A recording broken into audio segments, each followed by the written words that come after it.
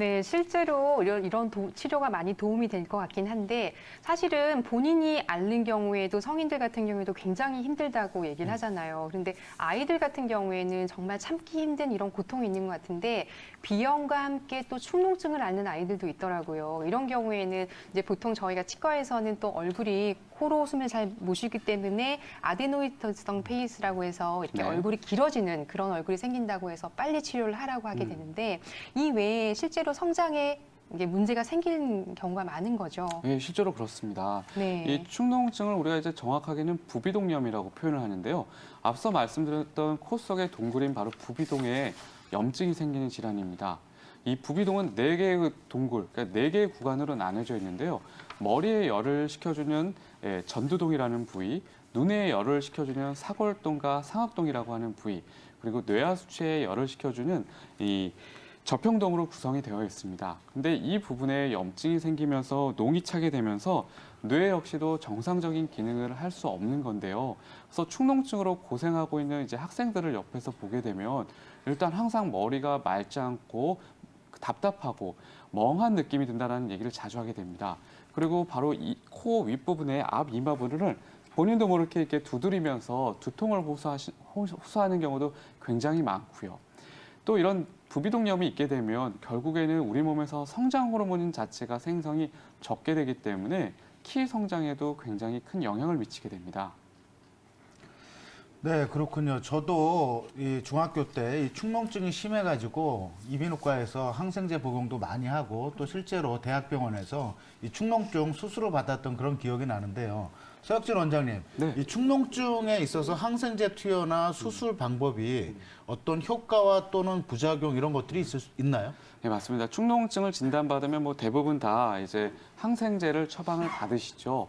근데 항생제를 먹으면 일시적인 염증은 좀 가라앉지만 이미 염증으로 생긴 농은 그대로 부비동에 고여 있습니다. 이 고여 있는 농이 지속적으로 염증을 일으키기 때문에 얼마 안 가서 다시 또 축농증 증상으로 고생하시는 경우가 많은데요. 그래서 지금까지는 수술을 권유받고 또 수술을 선택하는 경우가 많습니다. 이 부비동의 농을 빼기 위해서는 일단은 비강 점막을 다 잘라낼 수밖에 없고요. 그 이후에 인위적으로 수술을 통해서 그 농을 빼냈어야만 됐는데요. 이 과정에서 이 비강, 코 속의 여러 조직들이 손상을 받을 수밖에 없습니다. 예전에는요, 코 수술을 하게 되면요, 이 코 속에 있는 세 개의 칸막이, 즉 하비각계, 중비각계, 상비각계라고 하는 세 칸막이를 모두 다 잘라냈었습니다. 그런데 이 수술을 하고 나서 그 환자분들의 경과를 지켜봤더니 이분들이 분명히 코를 다 칸막이들을 없애고 검사상으로는 뚫려 있는데도 환자분들은 계속 코에 답답하고 숨이 쉬어지지 않는 듯한 불편감을 호소했거든요.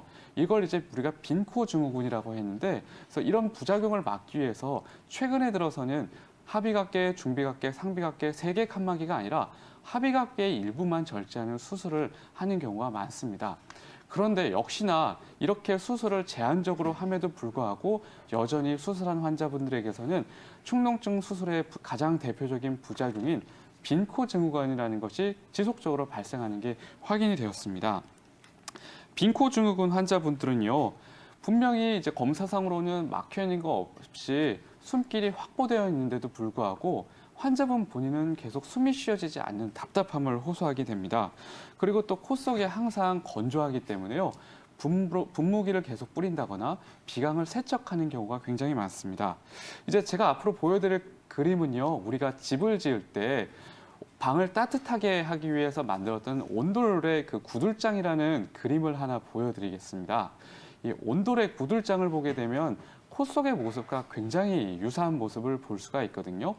코 속에서도 약 3개의 칸막이가 있듯이 구들장을 만들 때도 칸막이를 곳곳에 만들어 두게 됩니다. 이 구들장을 잘 설치를 하게 되면 방 전체가 따뜻해질 수가 있는데요. 구들장을 제대로 설치하지 않고 때로는 구들장을 어떤 일부의 돌을 빼서 만약에 온도를 만들게 되면 아랫목은 따뜻한데 윗목은 따뜻하지 않은 현상이 발생하거든요. 코도 마찬가지입니다. 하비각계나 중비각계나 상비각계 같은 코 속의 중요한 점막 칸막이들을 제거를 하게 되면 뚫려 있는 부위로만 공기가 흐르고 코 전체적으로는 공기가 흐르지 않기 때문에 환자분이 느꼈을 때는 계속적으로 답답함이 느껴지는 것입니다. 더 이상 수술을 하면 안 되겠죠.